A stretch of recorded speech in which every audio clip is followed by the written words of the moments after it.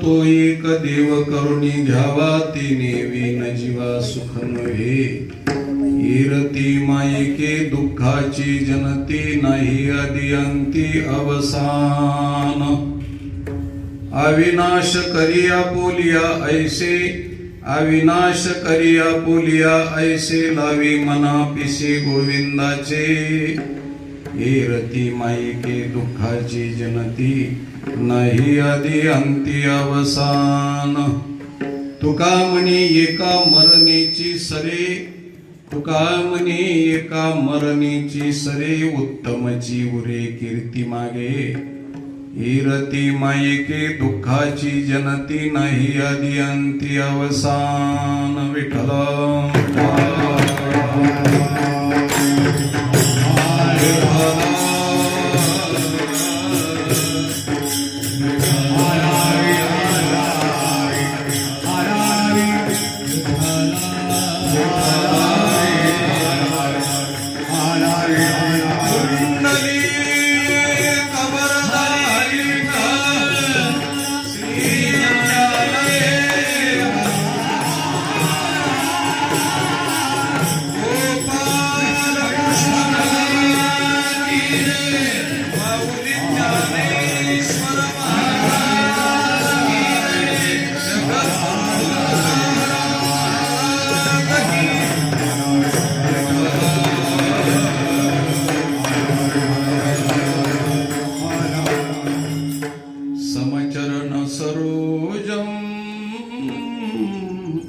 सांद्र नीलांबुदाभं जघन निहित पानिं मंडनं मंडनानां तरुण तुलसीमाला कंदरं कंजनेत्रं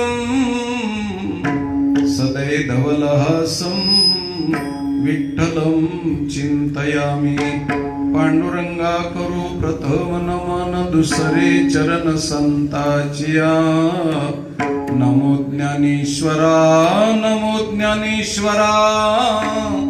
निवृत्ती उदारा सुपान देवा मुक्ताबाई नमो त्रिभुवनी पावनी आद्यत्रय जननी देवाचिया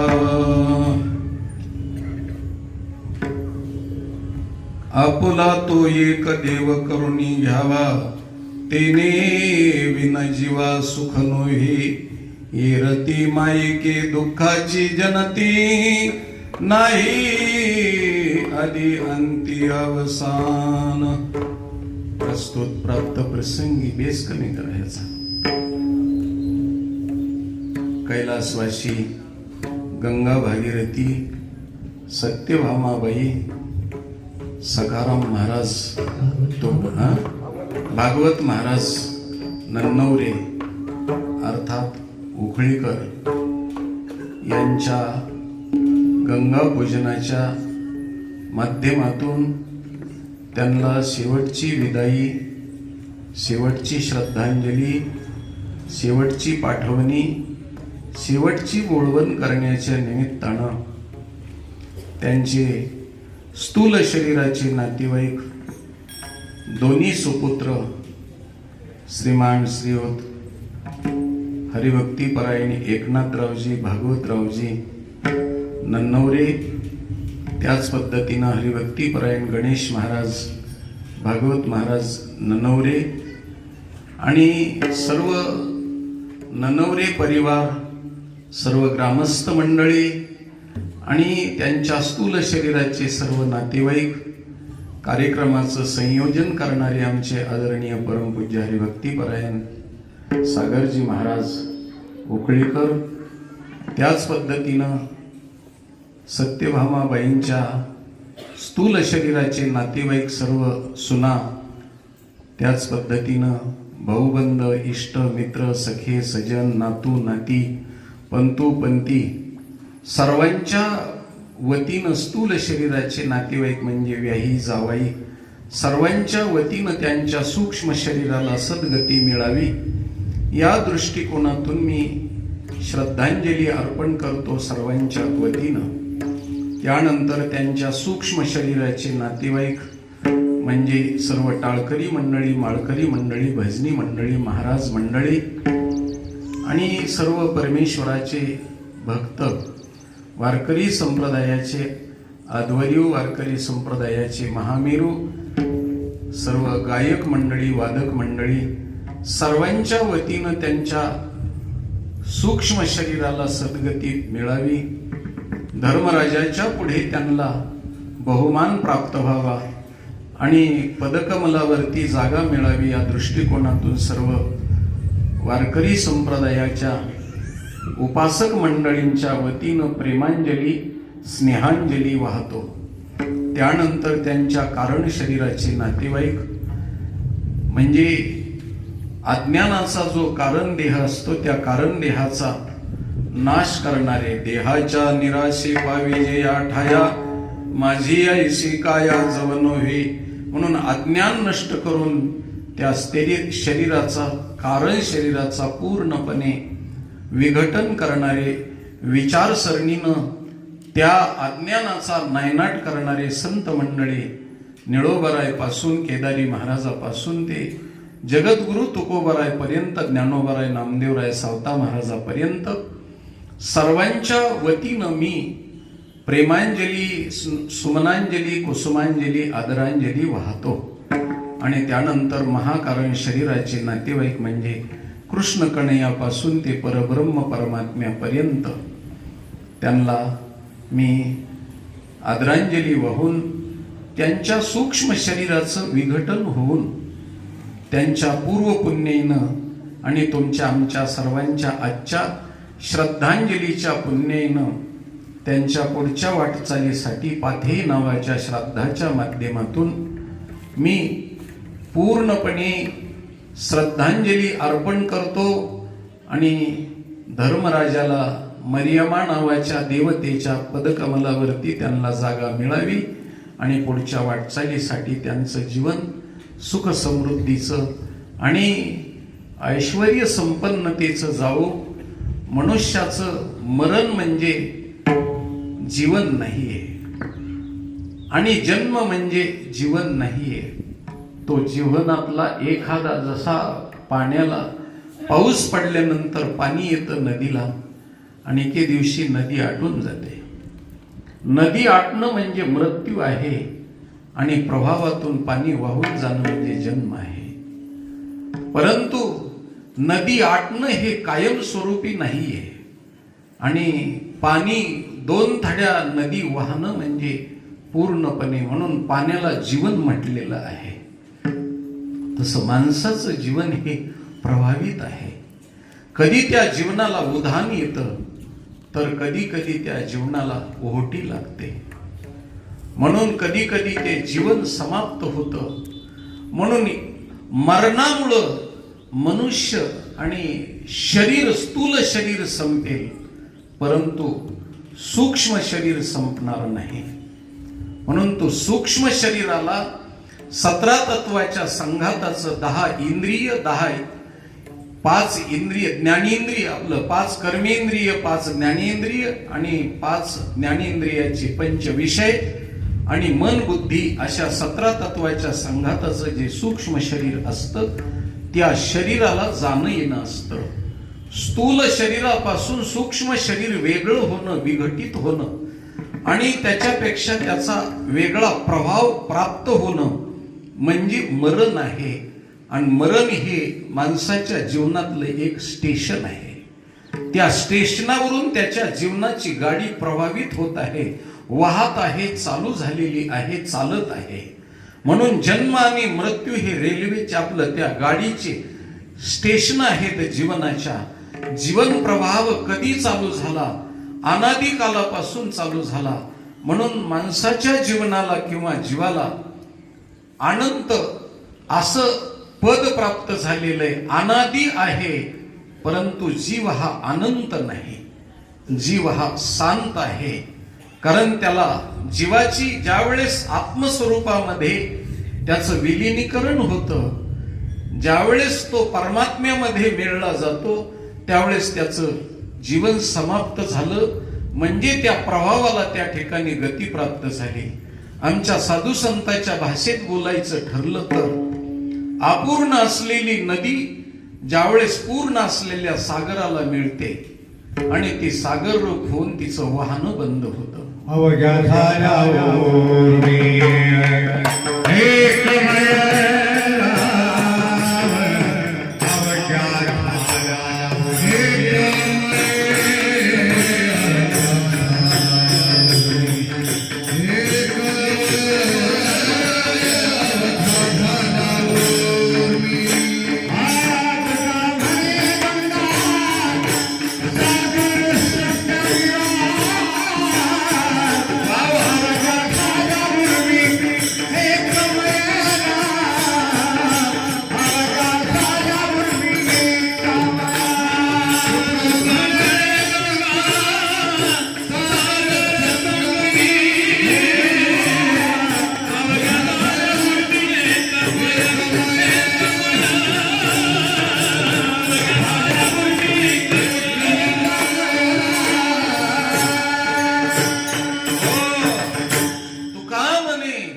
गंगा सागर संगमी आणि अवघ्या झाल्या उर्मी एकमय. गंगा वाहत असते तोपर्यंत ती अपूर्ण असते आणि तिचं वाहन समुद्रामध्ये गेलं, सागरात मिळालं की महाराज तिचं वाहन बंद होतं आणि ती सागर रूप होत असते. तस जीव हा गंगा सुद्धा निघालेली आहे, ती पण सागरातूनच निघालेली आहे. फक्त तिचं ऊर्ध्वगामित्व बाष्पीभवन झालं. सूर्याच्या तापानं तप्तमान झाल्यानंतर ती सागरातून निघालेली गंगा हिमालयावरती पडते, डोंगरावरती पडते आणि तिचं वाहन सारखं धावत असतं. म्हणून सागराकडे पाणी धावत असतं. खालारा धावे पाणी माऊलीनं म्हटलेलं आहे. कारण किती अडवण्याचा प्रयत्न केला तर त्या नदीचं पात्र नेहमी समुद्राकडे धावत असतं. त्याचं कारण आहे की ती समुद्रापासून निघालेली आहे. समुद्र तिचा बाप आहे. समुद्रापासून निर्माण झालेली असल्यामुळं तिची ओढ नेहमी समुद्राकडे असते. तसा जीव हा परब्रह्मापासून निघालेला, त्याची ओढ कधीही परब्रह्म परमात्म्याकडे असते. म्हणून जीव हा वाहत असतो. म्हणून वाहन हे त्याच्या जीवनाचा स्थायी भाव आहे. जन्म आणि मृत्यू हे नदीचे दोन काठ आहेत आणि त्या दोन्ही काठाच्या मधून हा प्रवाह वाहत असतो. कारण काठाशिवाय दोन काठ जर नसतील तर ती नदी समुद्राला मिळत नाही. म्हणून एखादं सरोवर असेल आणि त्या सरोवरातून एखादा पाठ निघालेला असेल तर पाठ कधी सागरापर्यंत जाऊन पोहोचत नाही. कारण तो सोयीर धावतो आणि अस्ताव्यस्त स्थितीमध्ये डोंगर कड्या कपारीतून धावतो, पण सागरापर्यंत मिळत नाही. पण दोन तटातून वाहणारी नदी थोडी थोडी का वाहिना परंतु ती सागराला मिळत असते. तसं जन्म आणि मृत्यू हे दोन तट आहेत आपल्या जीवनातले आणि या दोन्ही तटाच्या माध्यमातून आपलं जीवन वाहत आहे. म्हणून मरण हे आपला अंत्य शेवट नाहीये. मरण म्हणजे संपूर्ण काही नाहीये. मरण म्हणजे एक परिवर्तन आहे. मरण म्हणजे एक वेगळेपण आहे. मरण म्हणजे आमच्या भगवंताच्या परिभाषेत बोलायचं ठरलं तर वस्त्र बदलणं आहे. शरीरानं जसं वस्त्र बदलावं, शरीर बदलत नाही, वस्त्र बदलले जातात. म्हणून वासांश जीवन देखे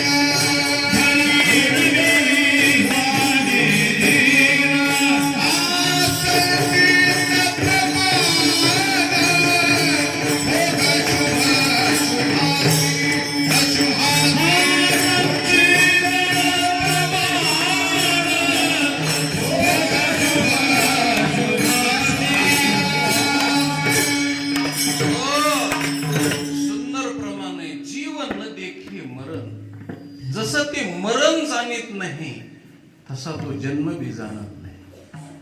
कारण जीव जन्मालाही येत नाही आणि जीव मरतही नाही. दोन्ही अवस्थेच्या पलीकडे आहे. पण विनाकारण आपण आज्ञेने लोक म्हणतो जीव गेला. जीव जात नाही महाराज. जीव कुठं जात येत नाही, कारण जीवाला जाणं येणं नाहीये. म्हणून जीव जात नाही. मग शरीरातून काय जातं तर सूक्ष्म शरीर जातं. जे 17 तत्वाच्या संघाताचं बनलेलं आहे ते सूक्ष्म शरीर जातं. म्हणून जाता जाता एक छान गोष्ट तुम्हाला सांगतो. ब्रह्मांड पुराणामध्ये गोष्ट आलेली आहे सुंदर तऱ्हेची. असं एका ठिकाणी प्रेत जळत होता आणि नारद महर्षी तिथून चाललेले होते. नारद महर्षीनं पाहिलं सगळे लोक रडतायत. हाल कल्लोळ चाललेला आहे आणि हे रडतात ते आपापल्या स्वार्थासाठी रडतात. त्याच्यासाठी कोणी रडत नाही. हे नारद महर्षीच्या लक्षात आलं. परंतु दुसरी एक गोष्ट आहे की ते बाकीचे लोक रडत होते पण सूक्ष्म शरीर बाजूला उभं होतं. त्या गेलेल्या व्यक्तीचं सूक्ष्म शरीर बाजूला उभं होतं आणि ते सूक्ष्म शरीर रडत होतं. सगळे जेवढे रडत होते त्याच्यापेक्षा 10 पटीनं ते धाय मोकलून सूक्ष्म शरीर रडत होतं. नारदाला फक्त ते दिसलं, बाकीच्याला कोणालाच दिसलं नाही. कारण नारद हे सूक्ष्म दृष्टी असलेले आहेत. म्हणून कावळ्याला सूक्ष्म शरीर दिसतं पिंडावर आलेलं आणि गेलेलं. तसं साधू संताला ते पिंडावरती आलेलं शरीर आणि गेलेलं सूक्ष्म शरीर दिसतं. बाकीच्याला दिसत नाही. कारण आपली नजर ही खऱ्या अर्थानं पाहिलं तर आपण प्रज्ञाचक्षू नाहीत, आपण तपश्चक्षू नाहीत, ना आपल्याकडं योग चक्षू नाहीत, ना आपल्याकडं भक्ती चक्षू नाहीत. कारण या चर्मचक्षूपेक्षाही तीक्ष्ण असते ते प्रज्ञाचक्षू. ज्ञानाचे चक्षु, ज्ञानाचा डोळा तो या डोळ्यापेक्षा, या डोळ्याला काही अंतरावरच दिसतं. पण ही शुष्कुली आहे. पण याच्या पाठीमाग रेटिना आहे आणि त्या रेटिनाच्या पाठीमाग आहे ते प्रज्ञाचक्षु आहे. आणि प्रज्ञाचक्षुच्या पलीकडं आहे ते तपश्चक्षु आहे. आणि तपश्चक्षुपेक्षा योगचक्षु आहे. त्या योगचक्षुचं वर्णन करताना माऊलीनं ज्ञानोबरायनं ज्ञानेश्वरीत प्रतिपादन केलेले स्वर्गीचा आलोचू ऐके आणि मुंगीचेही ओळखे मनोगत.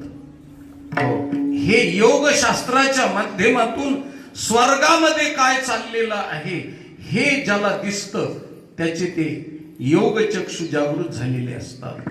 आणि मुंगीच्या मनामध्ये काय आहे तो ओळखू शकतो. म्हणून त्यांनी हे 2 डोळे झाकले की जगातल्या कोणत्याही माणसाच्या मनामध्ये आणि अतींद्रिय शक्तीच्या माध्यमातून तो जाणू शकतो. हे योग चक्षु आहेत. आणि त्याच्या पलीकडं आहे ते भक्ती चक्षु येतं. योग चक्षुनं सगळ्या प्राणी मात्राच्या अंतकरणात चाललेलं कळतं आणि दिसतं. पण भगवंताच्या आणि आत्मस्वरूपाच्या ठिकाणी काय चाललेलं हे दिसत नाही. पण भक्ती चक्षुनं ते दिसतं महाराज. आणि ते भक्ती चक्षु म्हणजे त्याला ज्ञानाच्या परिभाषेत लोचन म्हणतात. लोचन म्हणून ज्ञानोबरायांनी सांगताना सांगितलं भगवंताकडे पाहत असताना कसं पाहायचं. रूप पाहता लोचनी, असं म्हणले नाही. रूप पाहता नेत्र, रूप पाहता डोळे असं नाही म्हणले. लोचनी असा शब्द वापरला. म्हणून जगामध्ये डॉक्टर आहेत पण डोळ्याचे डॉक्टर आहेत. नेत्र तज्ञ आहेत पण लोचन तज्ञ नाही. कुठलाच डॉक्टर लोचन तज्ञ नाही. लोचन तज्ञ आहेत ते संत आहेत. आणि नेत्र तज्ञ आहेत ते MBBS होऊन मास्टर केलेले जे आहेत ते नेत्र तज्ञ, डोळ्याचे तज्ञ आहेत. म्हणून या दोन्ही मध्ये अंतर आहे. म्हणून भक्ती चक्षु ज्यांचे उद्दीपित झालेले तर त्यांना जगातलं सगळं दिसू शकतं. म्हणून सूक्ष्म शरीर रडत होतं आणि बाकीचेही लोक रडत होते. पण नारदाच्या ध्यानात आलं की बाकीचे लोक त्यांचा संबंध तुटला म्हणून रडते. पण हे सूक्ष्म शरीर कशा करता रडते? जो मेलेला आहे त्याचं सूक्ष्म शरीर कशा करता रडते असा प्रश्न झाला. त्या प्रेताला अग्नी देईपर्यंत नारद महर्षी तिथं उभे राहिले आणि पूर्णपणे सूक्ष्म शरीराचा संबंध संपला आणि सगळे लोक घराकडे निघून गेले.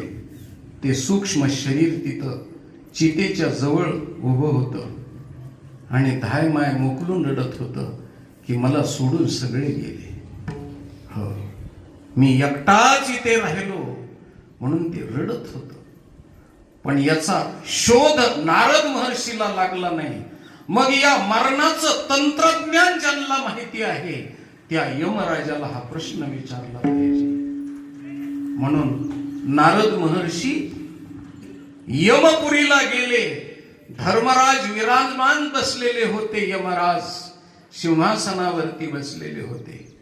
नारद महर्षीचा विना वाजलेला आणि नारायण नारायण भजन ऐकल्याबरोबर यमराज उठले आणि यमराजानं नारद महर्षीच्या पायावरती आपलं डोकं ठेवलं. कारण भक्तीची ताकद अशी आहे, यम सुद्धा गुलाम होऊन सलाम करतो. गुलाम होऊन सलाम करतो.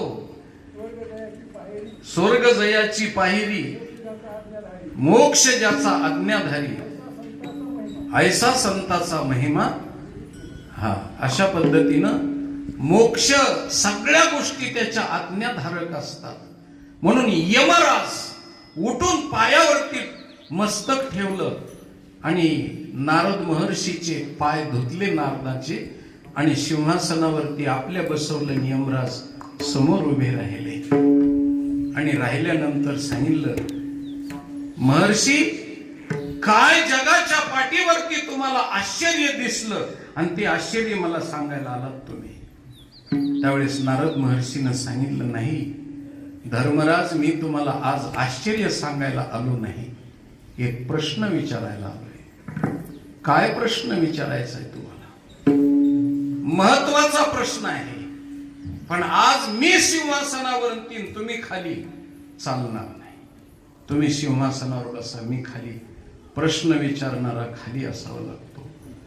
म्हणून अर्जुन हा दांड्याच्या खाली, धुऱ्याच्या खाली, रथाच्या जवळ खाली बसलेला आहे आणि दांड्यावरती उभं राहून कृष्ण भगवान परमात्मा गीता सांगताय. आणि वक्त्यापेक्षा श्रोत्यानं उंच आसन करून बसू नये. आणि हा धर्म फक्त अर्जुनानं पाळला, हनुमंतरायानं पाळला नाही म्हणून गीता झेपली नाही. महाराज मारुतीराय असून सुद्धा गीता झेपली नाही. तो विषय मला प्रतिपादन करायचा नाहीये.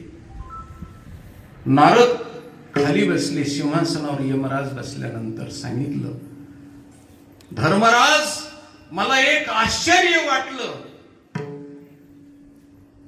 की तुम्ही मरणाचे जाणते आहात आणि तुम्ही मरणाचे साक्षीदार आहात आणि तुम्ही मरणाची देवता म्हणून तुम्हाला, हो, या ठिकाणी नियतीनं परमात्म्यानं नियोजित केलेलं आहे.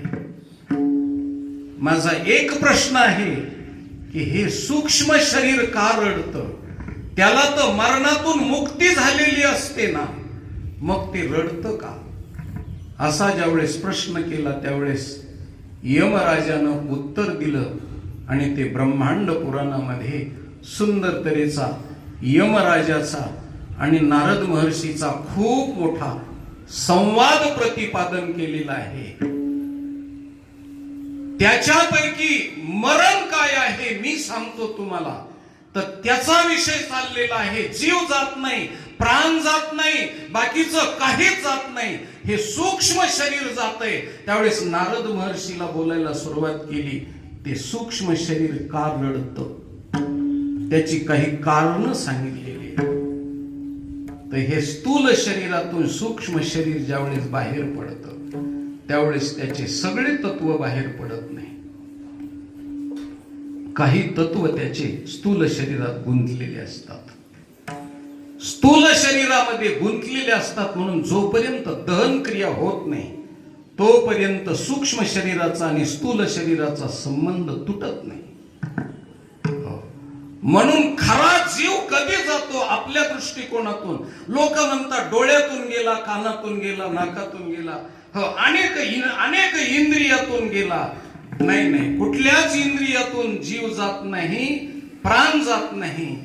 मग कुठून जातो तर ब्रह्मरंध्रातून जातो, ह्या टाळूतून जातो. कारण आईच्या गर्भामध्ये टाळूतून प्रवेश केलेला असतो. म्हणून गेट वे ऑफ बॉडी, शरीराचं प्रवेशद्वार कोणतं आहे तर याला 10वा दरवाजा म्हणतात. हे 10वं द्वार आहे टाळूच्या ठिकाणी. म्हणून पहिल्यांदा सृष्टीमध्ये जे वैद्यक शास्त्राला कळालं नाही ते वैद्यक शास्त्रापेक्षा अध्यात्मशास्त्राला कळालं. म्हणून आईच्या गर्भामध्ये पहिल्यांदा डोकं निर्माण होतं. डोकं निर्माण होतं. शरीराचे अवयव फुटत नाही, पहिल्यांदा डोकं निर्माण होतं. म्हणून माझ्या माऊलीनं सांगितलं की वडाच्या पाणी उभविले देऊळ, आधी कळसू मग पाया. हे बोलत असताना माऊलीला सांगायचंय की अगोदर मंदिर, हे शरीर रूपी देहरूपी मंदिर बांधलं आहे परमेश्वरानं. त्याच्या अगोदर कळस निर्माण केलेला आहे. कारण आईच्या गर्भाचा आकार म्हणजे वडाच्या पानासारखा आहे. उभा छेद घेतल्याच्या नंतर वडाचं पान जसं दिसतं त्या पद्धतीनं आईच्या गर्भ पिशवीचा आकार आहे. आणि त्याच्यावरती हे मंदिर बांधत असताना अगोदर कळस म्हणजे डोकं, शरीर, शीर कमल अगोदर बनवलं. म्हणून आधी वडाच्या पाणी उभविले देऊळ, आधी कळसू मग पाया रे. पाया नंतर, पाय नंतर तयार झाले पण अगोदर कळस तयार झाला. म्हणून हे कळस आहे महाराज. म्हणून लोक मरताना मान खाली पडली की लोक म्हणतात की त्याच्या मानाचा कळस पडला. आता खरं राहिलेलं नाही, हा कळस आहे. कळस होईल येणे कळसा आले आणि स्थिरावले नंतर अंतर. या पद्धतीनं शिर तयार केलं जातं, डोकं तयार केलं जातं. आणि त्याच्यात अगोदर ते मानवी जीवनाचंच नाही महाराज, प्रत्येक प्राण्याचं. तुम्ही कधी ज्वारी, बाजरी हे धान्य सुद्धा बघा, टाका आणि टाकल्यानंतर त्याला पाणी घाला. अगोदर वरचा मोड निघतो आणि नंतर मुळे निघतात. अगोदर पहिला कळस आणि नंतर पाया. अगोदर वरचा मोड निघतो, वरचा अंकुर निघतो आणि तो फुटतो. नंतर त्याला मुळ्या फुटल्या जातात. विठ्ठल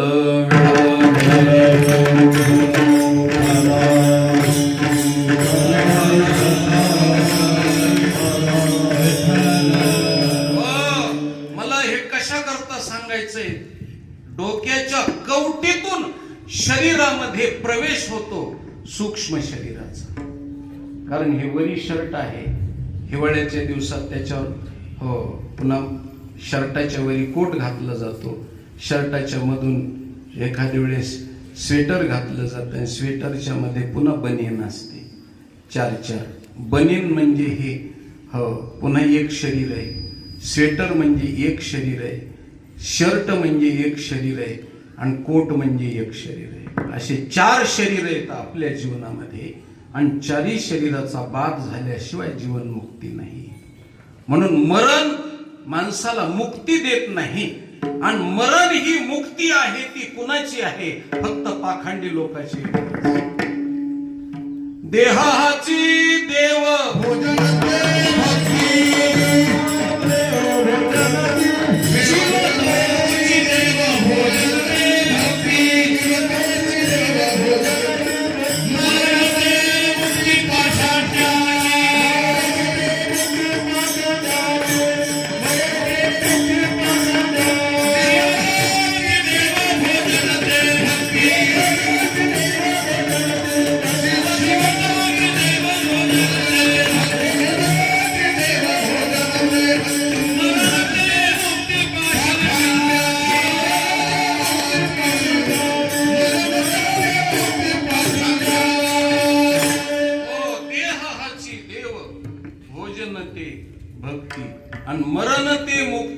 पाखंड्याची. मरण म्हणजे झालं गेलं रे, संपलं असं म्हणणारे जे असतात हे ढोबळ असतात.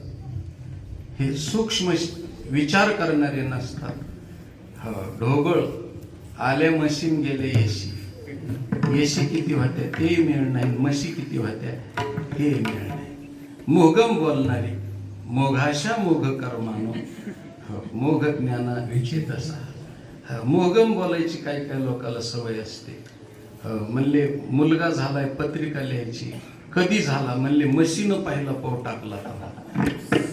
मोगमच बोलणं झालं ना. काय टाइम घड्याळीचा टाइम नाही, काही नाही, काही नाही. हो, तिकटनं डोक्यावर आलं तर तेव्हा पोरग झालं. आता काय टाइम समजायचंय? मोगम बोलणारे माणसं. तसं मोगम नाही. विठ्ठल विठ्ठल. माझा विषय असा चाललेला आहे की शरीरामध्ये सूक्ष्म शरीर हे स्थूल शरीरात प्रविष्ट होतं आईच्या गर्भात, आणि नंतर जात असताना सुद्धा हे स्थूल शरीर सोडत असताना नाडी बंद पडली म्हणजे मरण नाही. हृदय बंद पडलं म्हणजे मरण नाही. म्हणून डॉक्टर सांगतात ते मरण नाही. अजून डॉक्टरला मेळ लागला नाही. डॉक्टरलाच लागलं नाही तर कंडक्टरला कावा लागायचं?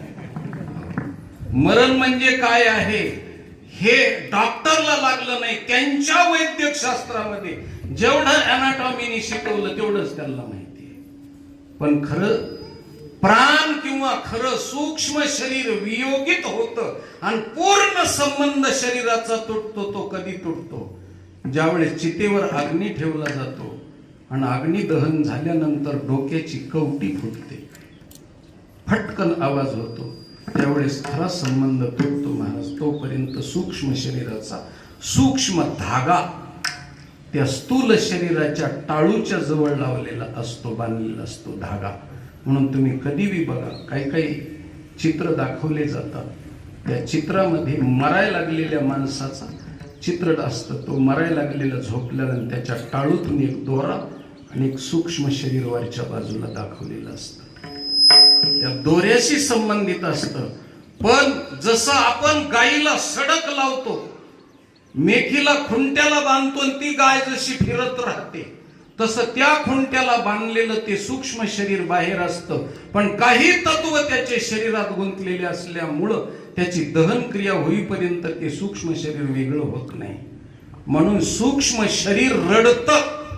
हो, आहावाच्या रडे बोलताची. या पद्धतीनं रडतं. का रडतं? 10 पटीनं. का रडतं? कशा करता रडतं? ज्यावेळेस ते सूक्ष्म शरीर बाजूला झालं त्यावेळेस त्याला त्याच्या शरीराचा मोह असतो आणि त्याची वड असते की या शरीरात पुनरपी जाण्याची त्याची वड असते. म्हणून त्याला यमधर्म आकळीत असतात आणि त्याची वड तिकडं सूक्ष्म शरीराकडे असते. ज्यावेळेस ते भिंतीला टेकून बसवलेलं असतं त्या टाइमला नातेवाईक रडतात, आणि ज्यावेळेस रडतात त्यावेळेस ते सूक्ष्म शरीर त्या रडणाऱ्या माणसाला सांगतं, कशा करता रडतात तुम्ही? मी आहे, अजून मी आहे, रडू नका. आणि त्याच्या देहाचा मोह त्याला सुटत नाही. महाराज त्याला तिरडीवरती झोपवलं, स्नान करायला पाठवलं, सगळ्या जणांनी उचललं, सगळे आक्रोश करतात, त्या टाइमला ते रडतं.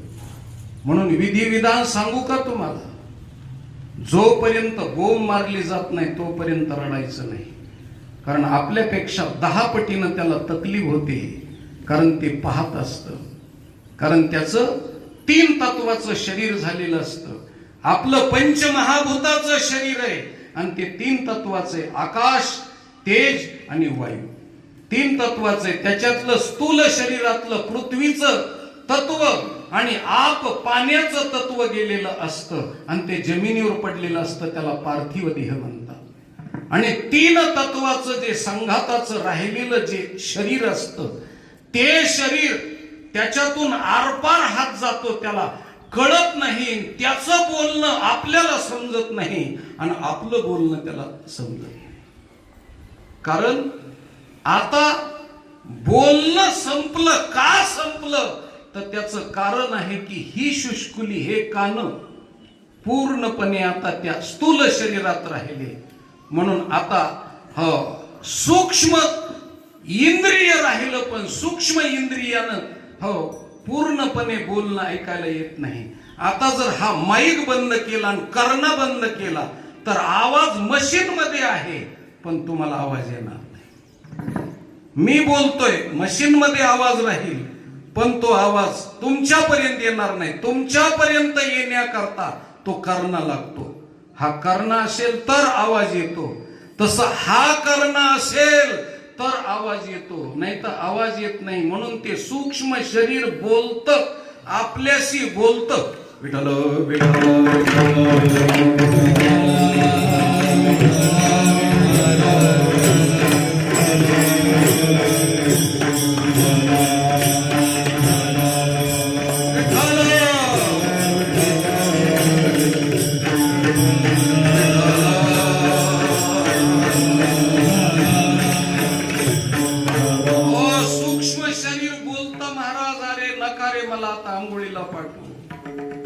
नकारे माझी ही आरती करू, नकारे आता मला ओवाळू, नकारे पाठवू मला कुणीकडं. मला तुम्ही कुणीकडं घेऊन चालला म्हणून ते प्रेत यात्रेच्या बरोबर येतं महाराज. ते बाकीचे लोक रडते तर ते 10 पटीनं रडत. स्मशान भूमीत आणल्याच्या नंतर त्याचं शरीर ज्यावेळेस चितेवर ठेवलं जातं त्यावेळेस ते वड घेतं आणि त्या शरीरात प्रविष्ट होण्याचा प्रयत्न करतं. जसं गायीकडं वासरू वडतं, आणि जसं वासरू वडील तसं गायीला बी तकलीफ होते आणि वासरालाही तकलीफ होते. तसं त्या सूक्ष्म शरीराला मी हे पदरच बोलत नाही, बिना अभ्यासाशिवाय आणि बिना पुराव्याशिवाय मी बोलत नाही महाराज. उगाच थोतांड मांडून तुमचा वेळ जीवनातला व्यर्थ खर्च करीत नाही महाराज. विठ्ठल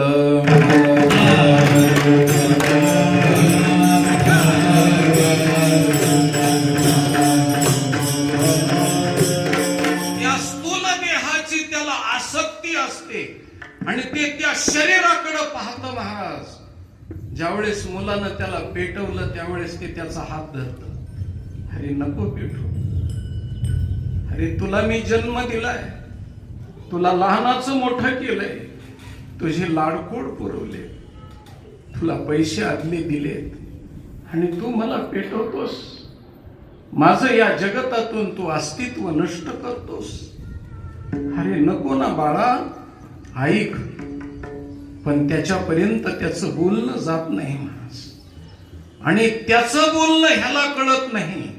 उदाहरणार्थ आपल्याला स्वप्न पडतं, स्वप्नामध्ये स्थूल देह अंथरुणावरती पडलेला असतो आणि स्वप्नामध्ये आपल्याला कुत्र चावायला लागलेलं असतं.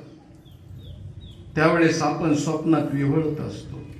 शेजारी सगळे माणसं बसलेले असतात आणि मोठ्या मोठ्याने ओरडतो, पण त्या माणसाला स्वप्न पडतंय, त्याचा आवाज जवळ बसलेल्या लोकांपर्यंत पोहोचत नाही आणि लोक काय बोलतेत हे त्याच्यापर्यंत पोहोचत नाही. थोडंफार त्याला कळतं माझ्या जवळ बसलेले लोक आहेत, पण त्याचा आवाज त्यांच्यापर्यंत जात नाही. ते हसून खिदळून गप्पा मारित असतात आणि त्याला कुत्र तोडीत असतं महाराज. म्हणून ते मोठ्यानं आरडतं, मला सोडवा, मला सोडवा, पण कुणी सोडवित नाही महाराज. कारण त्याचं बोलणं आता संपलेलं असतं, त्याचा संवाद संपलेला असतो. म्हणून त्याची वाचा जी असते ती ही जिव्हा समाप्त झालेली असते. कारण परापश्यंती मध्यमेतून आवाज बाहेर पडत नाही, वैखरी लागते आणि हे कान ऐकण्याकरता लागतात. त्यांच्याकडे ऐकणाऱ्याकडे हे कान आहेत, पण ह्याचा आवाज तिथपर्यंत पोहोचत नाही. आणि ते मोठ्यानं मुलाला सांगतं, नको ना पेटू. मुलगी रडायला लागली की सांगतो, नको ना बाई रडू माझ्यासाठी तू. आणि महाराज ते ढसा रडतं. शरीराकडे त्याची ओढ असते आणि महाराज त्यावेळेस त्याला अनंत जन्मीच्या गोष्टी आठवायला लागतात. कारण जोपर्यंत हे शरीर स्थूल शरीराचं असतं, मातीचं असतं, तोपर्यंत याच्या बुद्धीवरती मान्य आलेलं असतं. त्याच्यामुळे आपल्याला काही आठवत नाही. पण ज्यावेळेस ह्या शरीराचा त्याग होतो त्यावेळेस बुद्धीचं मान्य जातं आणि आता प्रखर हजारो पटीनं बुद्धी तीक्ष्ण होते आणि पाठीमागच्या अनंत जन्माची त्याला जाणीव होते महाराज. आणि असे माझे देह किती गेले, किती जन्म झाला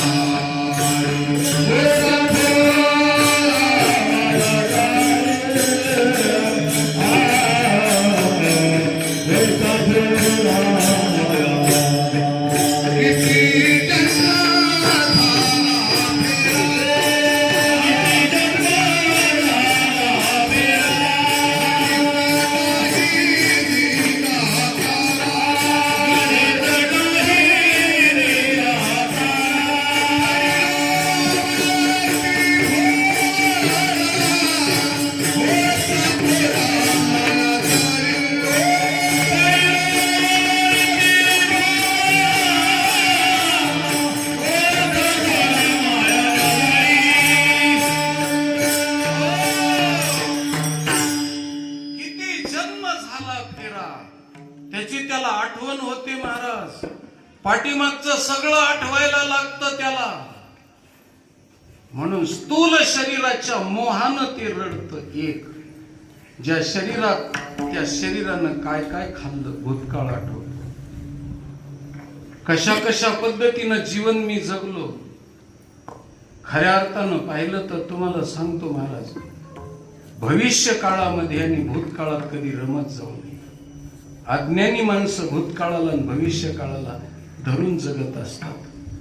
म्हणून काही काही माणसं उगच म्हणतात आता बरं झालेलं आहे.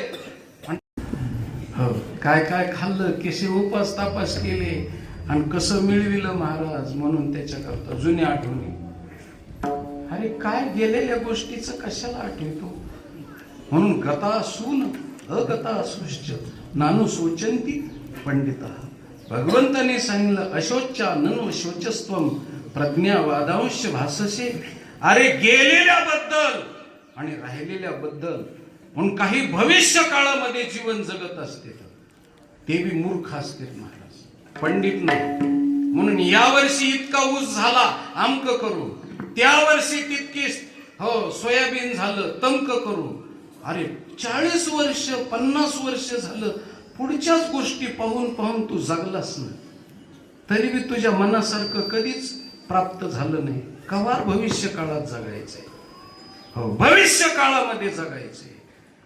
अजून तर पाऊसही पडला नाही तर भविष्य काळात जगायचंय. काही काही भूतकाळामध्ये जगतात. म्हणून भूतकाळही नाही भविष्य काळही नाही. म्हणून साधू संतांनी सांगितलं महाराज, नाही आदी नाही अंती अवसान. ज्याला आदी आणि अंती अवसान नाही त्याच्यासाठी आपलं नवं अवसान लावायची गरज. आणि येर मध्ये प्रतिभा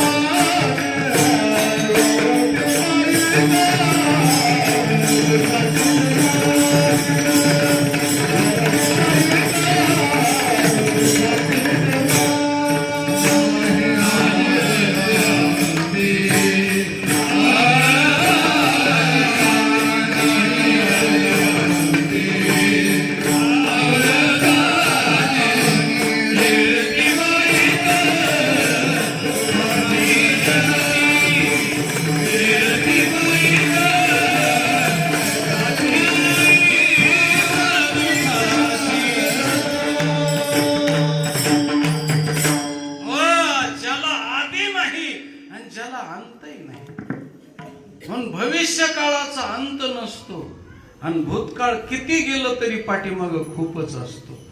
नुसते आपल्या जन्माचाच भूतकाळ आहे असं अनंत जन्माचा भूतकाळ आहे महाराज. पण कुठपर्यंत तो भूतकाळ आठवायचा आहे आणि कुठपर्यंत भविष्यकाळ.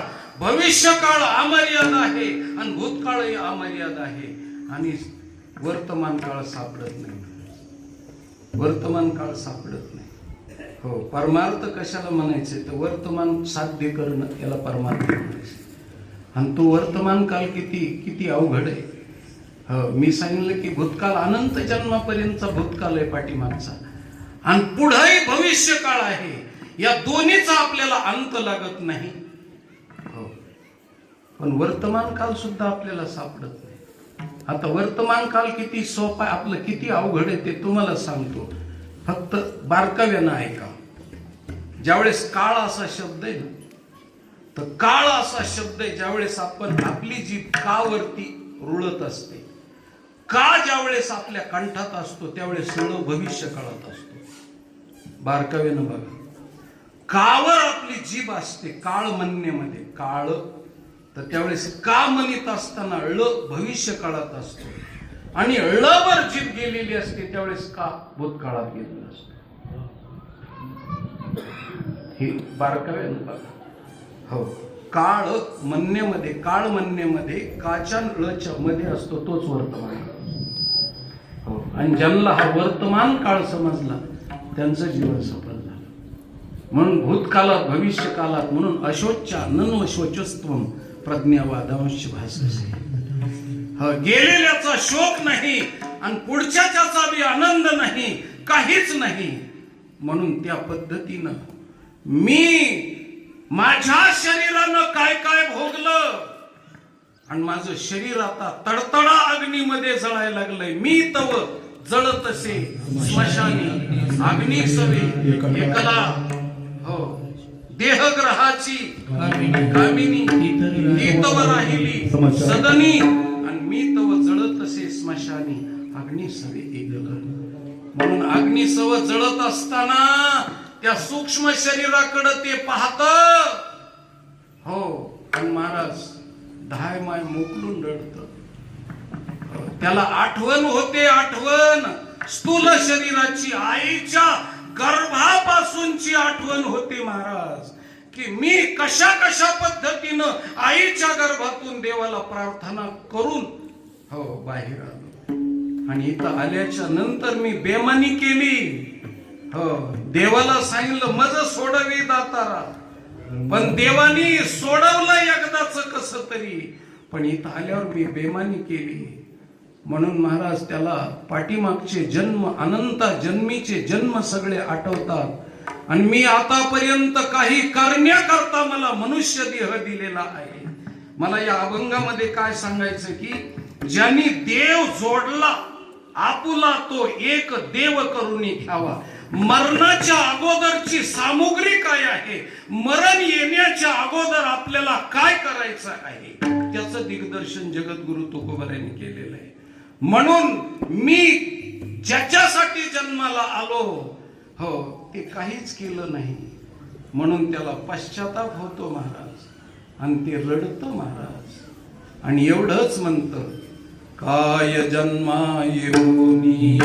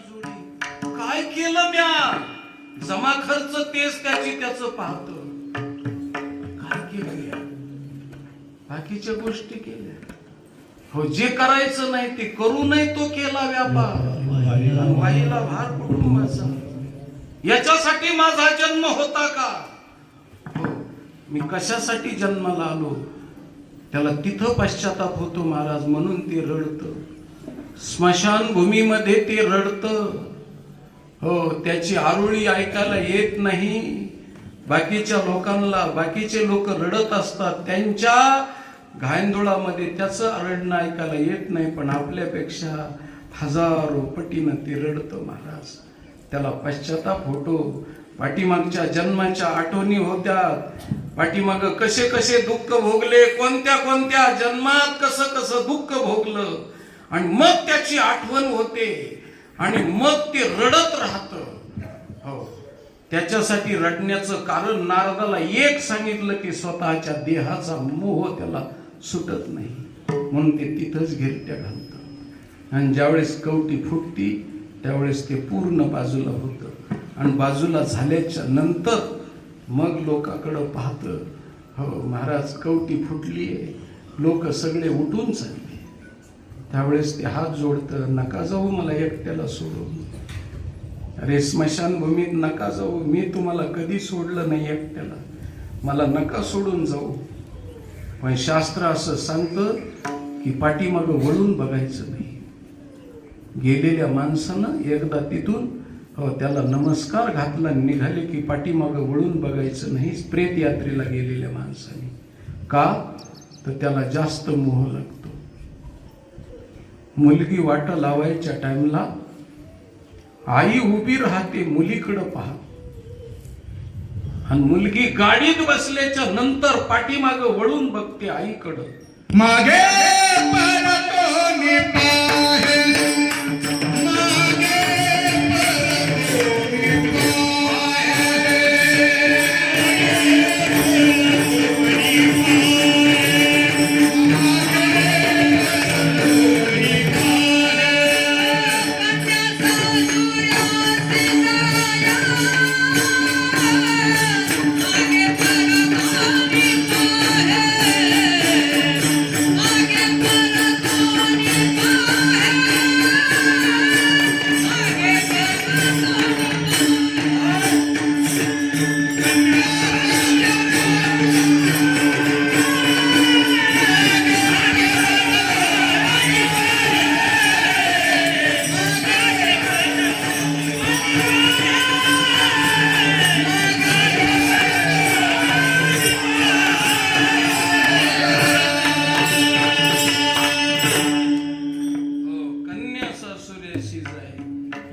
गाडीत बसल्यानंतर त्या लेकीनं मागं पाहिलं आणि आईनं तिच्याकडं पाहिलं की महाराज जास्त उमाळा येतो दोघीच्या हृदयाला पीळ पडतो म्हणून मेलेल्या व्यक्तीच्या सूक्ष्म शरीराला तकलीफ होते म्हणून मागं वळून बघायचं नाही शास्त्र आहे दहन करणाऱ्या लोकांनी पानाड्याने पाठीमागं वळून बघायचं नाही कारण त्याला तकलीफ होते म्हणून महाराज येडा घालून ज्यावेळेस घटस्फोट केला आणि लोक निघाले त्या टाइमला ते हातवरी करत महाराज हाक मारत बायकोला सांगत अगं तू चाललीस का या शरीराला सोडून चाललीस का हो म्हणून हात जोडत महाराज नका जाऊ हातवरी करत समाजाचा नातेवाईकाचा मोह त्याला सुटत नाही स्थूल शरीराचा मोह सुटत नाही तसा नातेवाईकाचा मोह सुटत नाही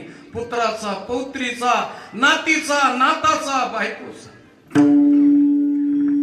जिच्या बरोबर आपण जीवन कंठील ती आपल्याला सोडून चालली म्हणून रडतं महाराज ते मोठ्यानं पण त्याचं रडणं समाजापर्यंत पोहोचत नाही पण मुलगी वाट लावल्याच्या नंतर माय बापाच्या हृदयावरती दगड ठेवून त्यांना तिला वाट लावावंच लागतं कारण कर्तव्य आहे आता ती मुलगी लग्न झालेली मुलगी तर आता कामा नाही राहिली तर गावात तिचा होईल कशा करता राहिली म्हणून तसं दहन केलंच पाहिजे. ते मुलाला सांगतं जाळू नको, लोकाला सांगतं जाऊ नका, तरी सुद्धा लोकांनी तिथं थांबायचं नाही. आता तू एकटाच राहिलेला आहेस, एकटा आलास, एकटा जायचंय. बाकीचा पसारा तू जमा केला होतास, तो पसारा तुटला आयुष्याचा दोरा, येरवा मुगा फुलतारा, येरवा मुगा फुलतारा, येरवा मुगा फुलतारा. आयुष्याचा दोरा,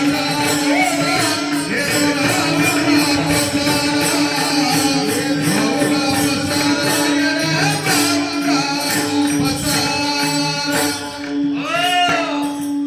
तुटला आयुष्याचा दोरा, दोरा तुटला, सगळा संबंध संपला महाराज. हो, बंधनं तुटली, सगळा संबंध संपला. म्हणून नातेवाईकाकडे एकाएकाकडे पाहतं, एकाएकाच्या जवळ जातं, हात जोडतं, हात पसरतं. कुणी मला सोडवा महाराज, कुणी त्याला सोडवणार नाही. सोडविना बंधू पाठीची बहीण, शेतीची कामीन दूर राहे. हो, अनेक सोयरी कोणी सोडवीत नाही, त्याला कोणी अवकीत नाही, जवकीत नाही. महाराज सगळ्या जणांनी मोकललं, बाजूला केलं. आणि मग त्याला त्या नातेवाईकाचा मोह सुटत नाही, स्थूल शरीराचा मोह सुटत नाही. 2 कारणावर रडतं. त्याच्यानंतर तिसरं कारण आहे, ज्यांच्याशी आपण बेमानी केली, ते माणसं प्रेत यात्रेला आलेले असतात, त्याचे पैसे बुडवलेले असतात. ते माफी मागतात, तुझे पैसे बुडवले. जशी सिनेमाची रील येते ना महाराज, एकानंतर एक, तसं रील येते अशी पाठीमागच्या सगळ्या अनंत जन्माची आणि सध्याच्या जन्मातली पाप पुण्याची रील येते तिथं. आणि ती रील त्याला वाचायला मिळते.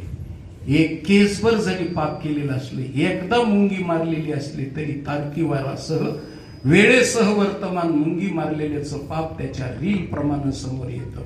आणि आठवतं त्याला, बरोबर आहे.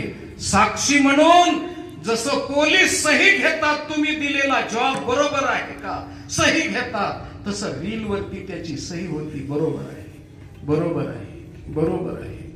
पण ज्याचे पैसे बुडविले, पैसे बुडवणार, ज्यांनी बुडवले, आपलं ज्याचे बुडाले ते विसरलं, पण ज्यांनी बुडवले ते विसरलं नाही. म्हणून साधू संतांनी माझ्या कसं सांगितलं ना, तुम्हाला आता जरी नाही कळालं तरी अंतकाळाच्या समयाला कळेल.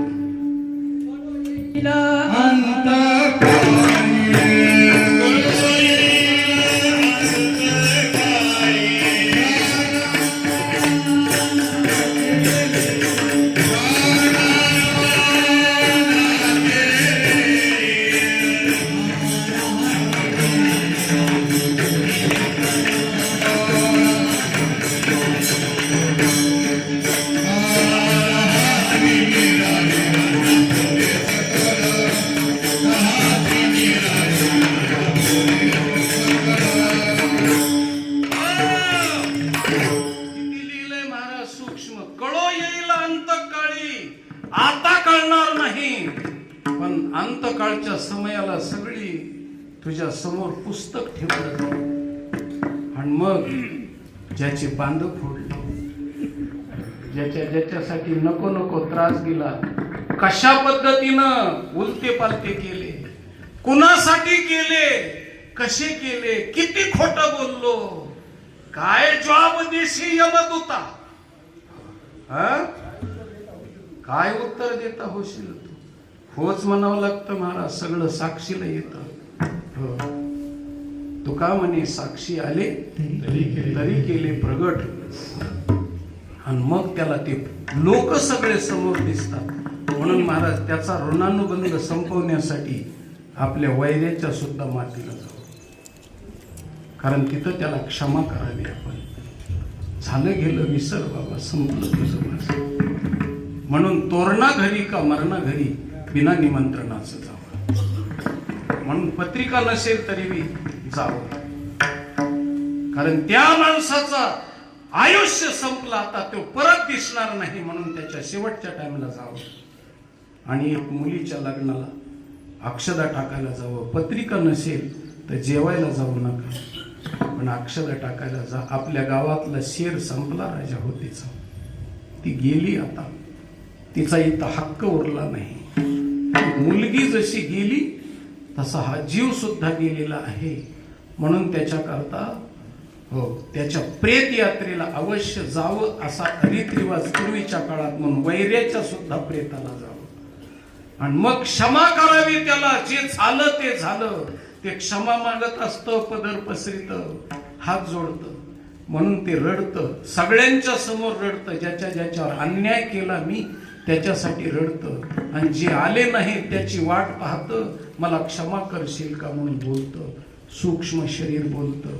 हे नारदाला प्रत्यक्ष यमराज सांगतात. महाराज, यमराज, मी माझ्या पदरच्या गोष्टी बोलत नाही, धर्मराज सांगतात. म्हणून आपण जन्माला कशासाठी आलो? शेवटचा पश्चाताप करण्यापेक्षा आणि पश्चातापामध्ये दग्ध होण्यापेक्षा त्याच्या अगोदर सावध झालं पाहिजे. आणि सावधानतेनं आपण नातं भगवान परमात्म्याशी जोडलं पाहिजे, की ज्या नात्यामुळं आमचं मरण सफल होणार आहे. म्हणून मरण सफल होण्यासाठीचा उपाय म्हणून माझ्या जगद्गुरु तुकोबरायनं, भगवंतानं तुकोबरायच्या मुखातून अभंगाच्या पहिल्या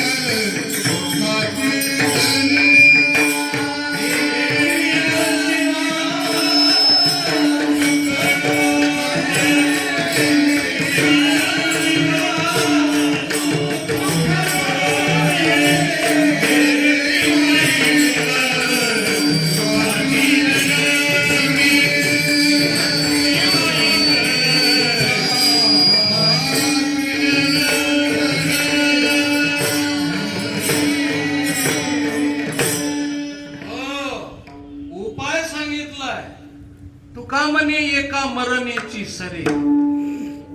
ते मरण संपवायचं असेल तर आपुला तो एक देव करुणी, हा त्याच्यावरचा उपाय आहे. मरणाच्या अगोदरची सामुग्री काय आहे ते सांगायचे. त्याच्यासाठी मरण काय आहे हे कळलं पाहिजे, त्याच्यासाठी बोलत होतो. म्हणून ते सूक्ष्म शरीर रडतं. त्याच्यानंतर चौथी गोष्ट, ते रडतं का तर आता पाठीमागं माझे राहिलेले केविलवाने जे लेकर येत, नातीपंथी येतात, आधार नसलेली पत्नी आहे, तिचं कसं होईल.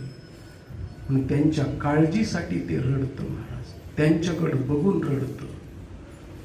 आणि पाचवी गोष्ट सांगतो, त्याला आता जायचंय कुठं याचा पत्ता नसतो.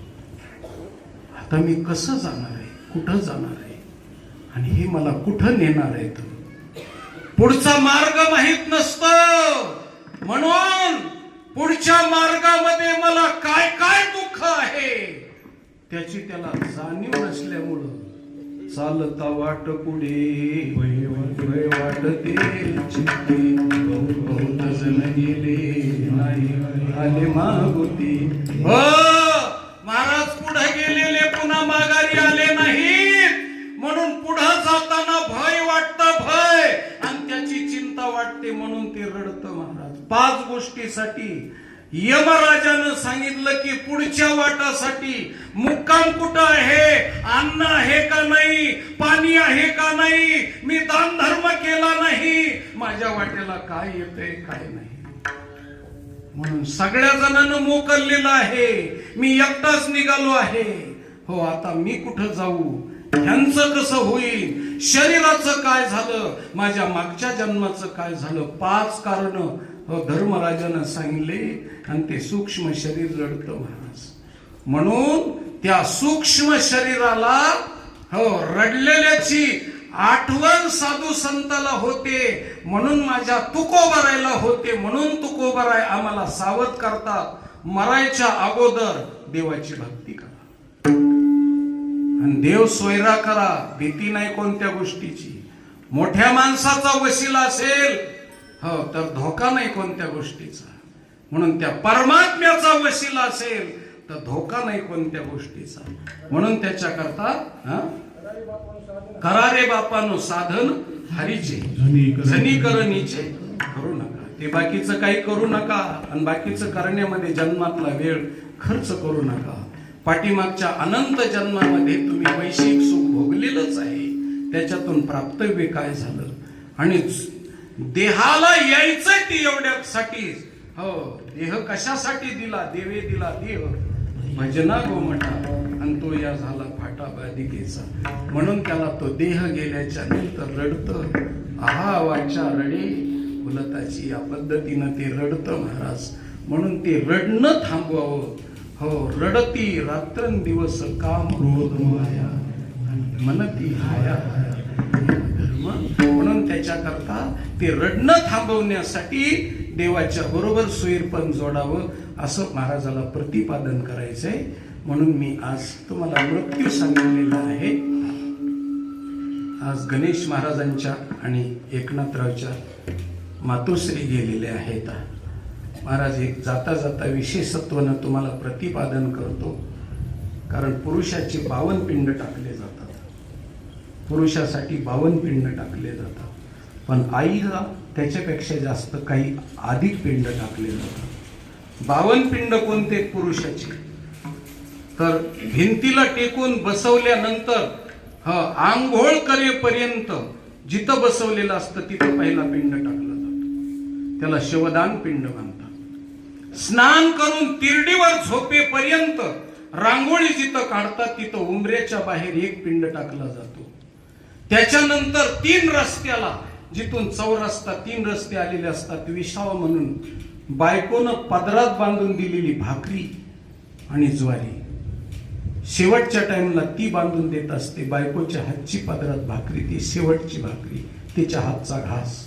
एक तर आईच्या हातचा घास खाल्लेला आहे, दुसरा बायकोच्या, आणि तिनं बांधून दिलेली पदरातली भाकरी तिथं सोडायची. हा 3रा पिंड आहे. त्यानंतर स्मशानभूमीत टेकवल्याच्या नंतर, उत्तरेकडं पाय टेकून टेकवल्याच्या नंतर दक्षिणेकडं डोकं, त्यावेळेस पायथ्याला गोमूत्र टाकून जागा सारून तिथे 1 पिंड टाकला जातो, त्याला खेचर पिंड म्हणतात. कारण त्या ठिकाणी अनेक प्रकारचे पूर्वीचे प्रेत जळालेले असतात, त्यांना बाजूला सारण्यासाठी पिंड टाकला जातो. आणि जिथं अनेक दहन लोकांचं केलेलं आहे, जिथं पाय ठेवतात तिथं लाखो लोक जाळलेले येतं, म्हणून तिथली जागा शुद्ध करण्यासाठी गोमूत्रानं ती जागा हे करून सारून त्या जागेवरती दहन केलं जातं, तिथं 1 पिंड टाकला जातो. असे 5 पिंड. आणि सावडाच्या दिवशी 1 पिंड टाकला जातो, असे 6 पिंड. आणि 10व्या दिवसापर्यंत 10 पिंड. 10 इंद्रियाचे दशगाह म्हणून 10 इंद्रियाचे 10 पिंड आणि हे 6 मिळून 16 पिंड टाकले जातात.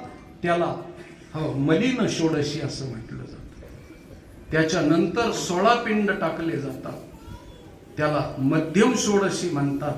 16 पिंड कोणते टाकले जातात? 15 पिंड. 15 देवतेला प्रार्थना की आमच्या गेलेल्या व्यक्तीचा तुम्ही स्वीकार करा. जसं मामा सांगत असतो मुलीला, आजवर होती आमची आता झाली तुमची, म्हणून सगळ्याच्या पाय पडायला लावलं जातं. तसं विनंती केली जाते सगळ्या देवतेला, पंचमहाभूताला, दिक्पालाला, शंकर विष्णू परमात्म्याला, त्याच पद्धतीनं यमधर्माला 15 देवाला विनंती केली जाते आणि 16वा पिंड विनंतीचा असतो. असे त्याला मलिन षोडशी, मध्यम षोडशी म्हणायचं. आणि त्याच्यानंतर उत्तम षोडशी म्हणजे प्रत्येक महिन्याला मेलेल्या तारखेला एक पिंड टाकायचं. आणि 3 महिने कमी असताना त्रय उन्मासिक एक पिंड, शन उन्मासिक 6 महिने कमी असताना एक पिंड, 9 महिने 9 उन्मासिक एक पिंड आणि उन आब्द म्हणजे वर्ष श्राद्धाच्या आदल्या दिवशी एक पिंड. असे हे 4 पिंड आणि 12 महिन्याचे 12 पिंड, असे 16 पिंड ह्याला उत्तम षोडशी म्हणतात. आणि 16 48 पिंड पुरुषाचे टाकले जातात महाराज. पुरुषाचे 48 पिंड ब्राह्मणालाही माहित नाही पिंड कसे टाकायचे ती.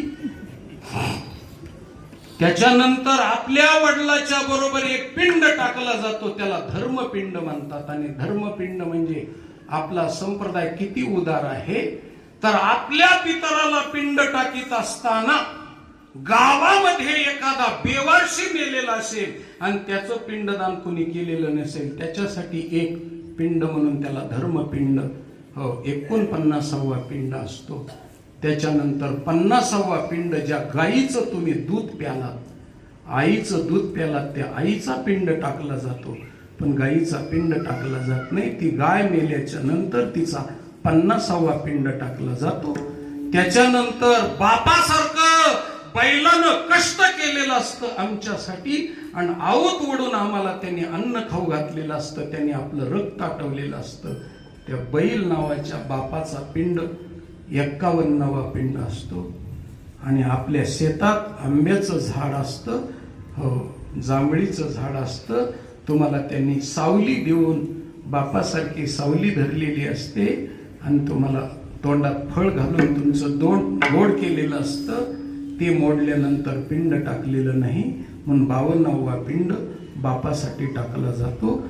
असे 52 पिंड, 52 मातृकाचे 52 पिंड पुरुषाचे टाकले जातात. पण आईचे पिंड त्याच्याही पेक्षा असतात, कारण आईच्या एक एक उपकाराचा एक एक पिंड असतो. गायी आईनं पोटात वागवलं त्याचा एक पिंड असतो ऋणमोचनासाठी.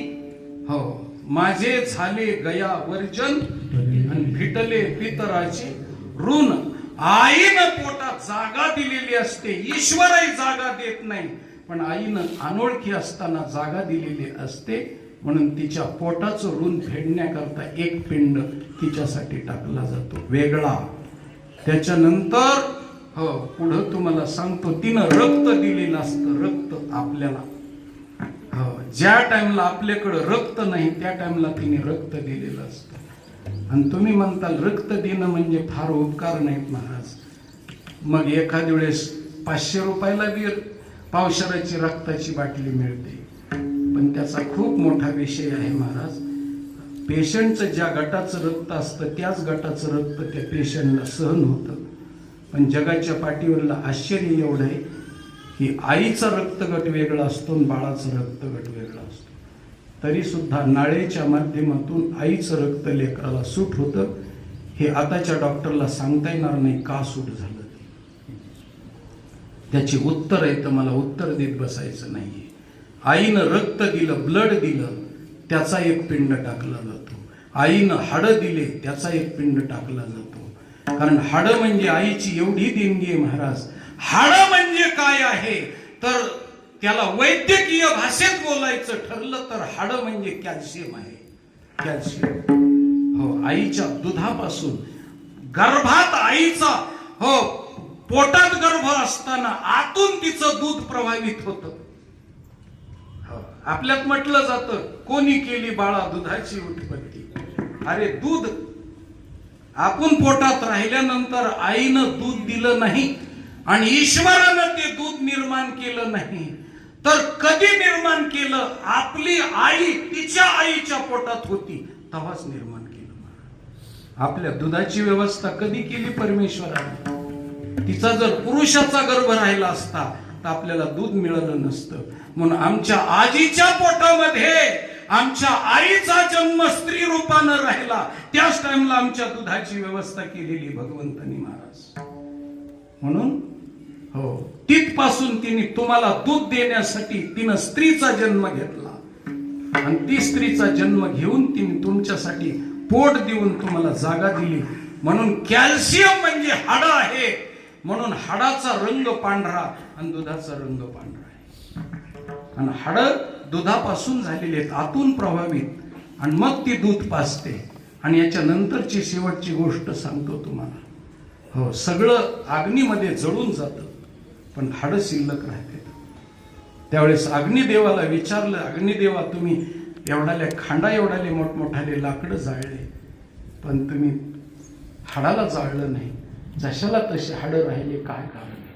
त्यावेळेस अग्नी वाकून नमस्कार करतो महाराज आणि सांगतो मी जगाच्या पाठीवर सगळ्याला जाळू शकतो पण आईच्या दुधाला जाळू शकत नाही. हाड म्हणजे आईचं दूध आहे महाराज.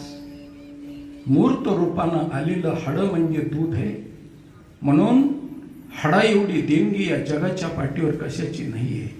म्हणून ह्या बिल्डिंगचं स्टील परमेश्वरानं आईच्या रूपानं दिलेले दुधाच्या रूपानं. म्हणून दूध हे सर्वश्रेष्ठ आहे. त्याच्यासाठी एक पिंड टाकला जातो, दुधासाठी एक पिंड टाकला जातो, रक्तासाठी पिंड टाकला जातो, हाडासाठी पिंड टाकला जातो.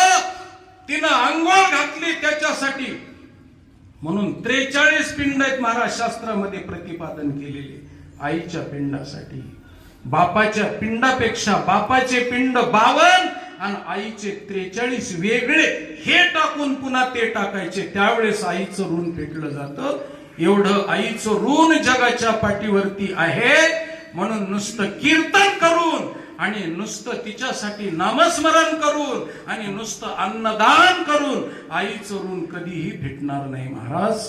ते ऋण फक्त एकच गोष्टीनं फिटेल की कशानं फिटेल तर भगवान परमात्म्याशी शरणागती घेऊन भगवंताला प्रार्थना करावी की देवा माझ्या आईनं माझ्यावर केलेले उपकार आहेत, मी ते फेडू शकत नाही. तुला एवढीच विनंती आहे की माझ्या आईला माझ्यापासून ऋणमुक्त कर आणि मला ऋणमुक्त कर. माझ्याकडे ताकद नाही तुला देण्याची.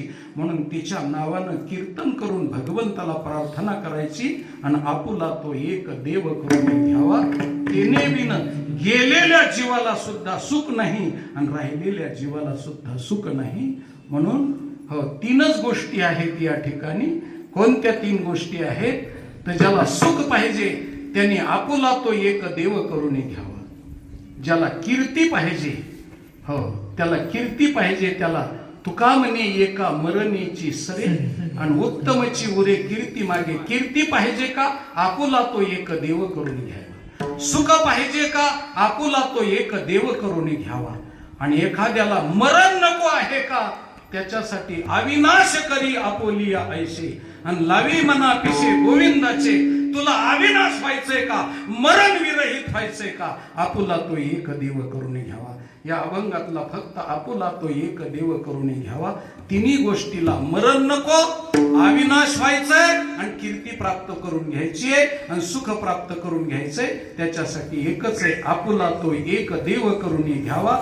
तेने विन जीवा सुख नोहे, त्याच्या व्यतिरिक्त तू जे करशील एरती माईके दुःखाची जनती.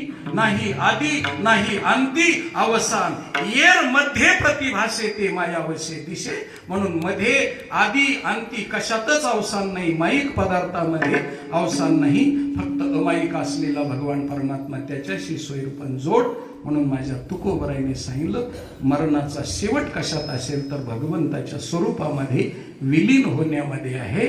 मुलगी वाट लावायची ठरली तर सगळी तयारी केली जाते. टिकल्याचं पाकिट टाकलं जातं हो, पुन्हा अजून तिचं परकर, तिचा ब्लाऊज हो, तिच्या पुन्हा अजून गंधाची बाटली, लिपस्टिकची बाटली, नख पॉलिशची बाटली हो, पुन्हा सगळे साड्या हो, सगळे जितकं साहित्य तितकं तिला आदल्या 8 दिवसापूर्वीच तिचं पिशवी भरून ठेवते. ती सगळी तयारी करते. मुराळी आलेला आहे घेऊन जाणार म्हणून ती सगळी तयारी करते.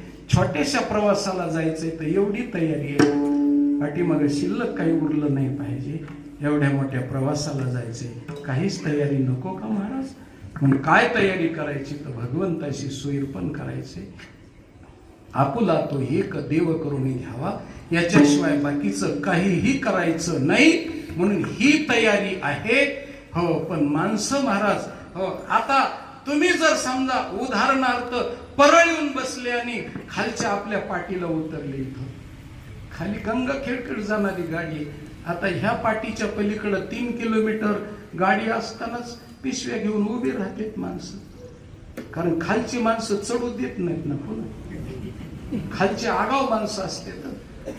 कारण ह्यांना चढायचं असतं, त्यांना उतरायचं असतं, म्हणून त्यांना उतरू देत नाहीत. आणि हे चढणारे त्यांच्या संग भांडणं करते. त्याच्याकरता ते 2 किलोमीटरवरूनच पिशव्या हातात घेऊन तयार असते. हो, कंडक्टरनं बेल दाबली की लगेच दरवाजा उघडले की खाली उतरायचं. उतरायचं. आणि काही लोक तिथं पाठीवर आल्यावर समजा उतरायला सुरुवात करते. नाही उतरायला जमत तिथं येण्याच्या अगोदरच. तसं 70, 80 वर्ष झालेत, उतरायचे टाइम आले तरी पिशव्याच भरीत नाही. पिशव्या घेऊन सुटकेस घेऊन उतरतच नाहीत. मग पुढे जर गेले तर मग लोक म्हणते झोप लागली होती का, गाचांड्यात येऊन खाली उतरी देत नाही. म्हणून पूर्वीच्या काळात तिकिटावर लिहिलेलं असायचं उ मु उ, म्हणजे उतर मूर्खा उतर. पुढं कशाला चालला? तसं प्रमाणापेक्षा पुढे जायचं नाही. 80-90 वर्ष झालेत, आता उतरायची पाळी आली. जरा थोडा मोह कमी करावा ना. हो, पण तरी सुद्धा ढिलं पडतच नाही बांधाला महाराज लोक. कंबर गेली तरी हरकत नाही, पण खुरप्यानं उकारल्याशिवाय सोडीतच नाही. अशी गोष्ट आहे. म्हणून त्याच्याकरता उतरायची पाळी आलेली आहे. म्हणून दुसऱ्याच्या प्रेतयात्रेला, दुसऱ्याच्या कीर्तनाला, दुसऱ्याच्या 10व्याला, दुसऱ्याच्या 13व्याला गंगा पूजनाला का जायचं? कारण आपलं सुद्धा गंगा पूजन असंच होणार आहे, अशी आपण आठवण ठेवायची. म्हणून धडा शिकायला जायचं. मसनवाट्यात कशाला जायचं? तर शाळा आहे, मसनवाटा ही छानपैकीची शाळा आहे. आणि त्या शाळेत शिकायला जायचं की मी सुद्धा मरणार आहे. एवढी शाळा शिकायची. म्हणून इथं यायचं म्हणजे गप्पा छप्पा करण्यासाठी नाही. तर सत्यभामाबाई गेल्या, आम्हाला सुद्धा जायचं आहे. त्या गेल्या. आता आम्ही सुद्धा त्यांच्या पाठीमागे जाणारच आहोत. एवढा टकटक बोलणारा महाराज सुद्धा एके दिवशी जाणारच आहे. सत्यभामाबाईचं तरी भाग्य, निदान माझ्यासारखा कीर्तन मिळालं आमच्यासारख्याला, सेवा केली. आमच्यासारख्याला मिळतंय का नाही कीर्तनकार ह्याचाच प्रश्न आहे. अशी गोष्ट आहे. कोण मिळते कोण नाही मिळते. पण त्या सत्यभामाबाईचं केवढं भाग्य आहे. उपळीकर कुटुंबामध्ये बिचाऱ्या आल्या तिकडून आणि केदारी महाराजाच्या संताच्या कुळामध्ये त्या प्राप्त झाल्या. म्हणून हे बिन बोलवता एवढाले मोठाले लोक आले. बिन बोलवता आणि आमच्या महाराजांनी सगळं नियोजन केलं. आता त्यांच्या उखडीमध्ये मी सापडलो कुठायसाठी, एवढाच फरक आहे. म्हणून त्यांनी निमंत्रण दिलं आणि सत्यभामाबाईच्या सेवा करण्याची संधी. आज गणेश महाराजाला आणि एकनाथरावला जेवढं आज कर्तव्य आहे पिंडदानाचं, तेवढंच कर्तव्य आज माझं आहे. कारण मी सुद्धा त्यांचा पुत्रच आहे. कशामुळं पुत्र आहे? पिंडदान केलं. कीर्तन करणं हे सगळ्यात मोठं पिंडदान आहे. म्हणून शेवटची बोलवण आहे. तुकोबरायांनी सांगितलं, सकळ ही माझी बोलवण करा, दोन्ही घरा जावे तुम्ही. या पद्धतीनं माझं सुद्धा त्यांच्याशी काहीतरी ऋणानुबंधाचं नातं होतं म्हणून 2 शब्द त्यांच्यासाठी वापरले. आणि ही शब्दाची सुमनांजली, शब्दाची शब्दांजली मी त्यांना समर्पित करतो. आणि त्यांच्या भावी पुढच्या वाटचालीसाठी त्यांना आदरानं भगवान परमात्म्याकडे प्रार्थना करतो की त्यांना योग्य ठिकाणी जागा द्या. म्हणून तुम्ही सुद्धा सगळ्यांनी श्रद्धांजली अर्पण करायची. सगळ्यांनी वरती हात करायचा, पुंडलिका वरदेचा गजर करायचा. करावरी हात. पुंडलिक वरदा विठ्ठल श्री ज्ञानदेव गोपाल कृष्ण भगवान की जय. माऊली ज्ञानेश्वर महाराज की जय. जगद्गुरु तुकाराम महाराज की जय. केदारी महाराज की चालू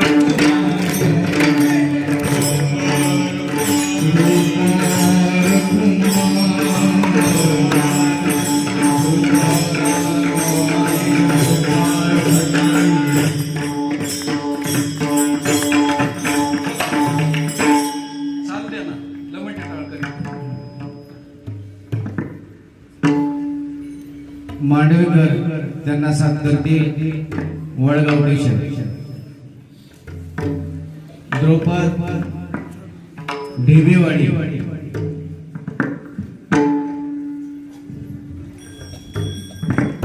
त्यांना साथ करते पारदवाडी. शेवटला भैरवी एक वाशी.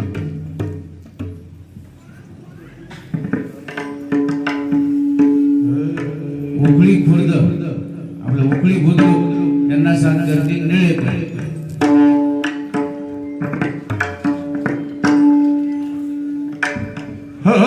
कोला तो एक देव करून जावा, अकोला तो एक देव करून